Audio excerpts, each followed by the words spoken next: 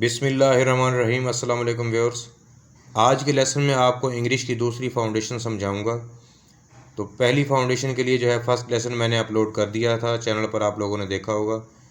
तो उसमें भी मैंने इंग्लिश राइटिंग के लिए मार्कर को ग्रिप करने का तरीका बताया था। उर्दू स्टाइल जो होता है उससे बिल्कुल डिफरेंट है इंग्लिश में ग्रिप करना। देखें, उर्दू में हम बड़े वाला कॉर्नर ऊपर की तरफ और छोटे वाला नीचे की तरफ रखते हैं, जबकि इंग्लिश में बिल्कुल अपोजिट उसके होता है। बड़े वाला कॉर्नर लेफ़्ट पे और छोटे वाला राइट पर। यानी अगर हम इस लाइन पर पुट करें, ये देखें मार्कर को, तो बड़े वाला कॉर्नर हमारा लेफ़्ट पे होगा और छोटे वाला राइट पे होगा।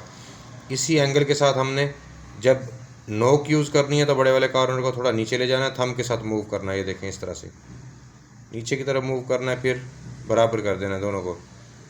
तो ये इतना मूव करना है इसको, फुल कत और नोक। अब आप लोगों ने तवज्जो से देखना है सेकंड फाउंडेशन।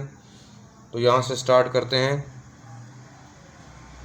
देखें, इसमें पहले बी बनाएंगे। बी के लिए हम स्लांट लाइन लगाएंगे यहाँ पर नोक के साथ, और ऊपर से राउंड करेंगे इसको ऐसे। अब यहाँ पर फुल कत लगाएंगे और इसको भी पीछे की तरफ स्लांट में लेकर आएंगे। फिर यहाँ से बी हमारा कंप्लीट हो जाएगा।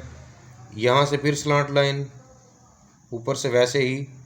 अब हमने एच बनाना है यहाँ पर, यहाँ से स्लॉट लाइन, फिर यहाँ से एच बनाएंगे। इससे फिर जॉइंट निकालेंगे यहाँ से 4 लाइंस पर। यहाँ पर एफ से फिर स्लॉट, यहाँ से स्लॉट लाइन देखिए ऐसे, और फिर यहाँ से राउंड करेंगे, मिलाएंगे, और ये के। अब इससे फिर के से पीछे की तरफ लाते हुए वैसे ही। फिर नोक के साथ ऊपर। जिस वक्त हमने ऊपर की तरफ जाना है तो बिल्कुल लाइट ग्रिप करना है, और जब नीचे लेकर आएंगे तो उसको फुल कत के साथ हमने लेकर आना है नीचे की तरफ।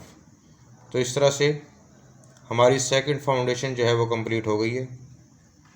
इसको देखेंगे, मेहनत करेंगे, प्रैक्टिस करेंगे, और इंशाल्लाह बेटरमेंट आएगी आप लोगों की राइटिंग में।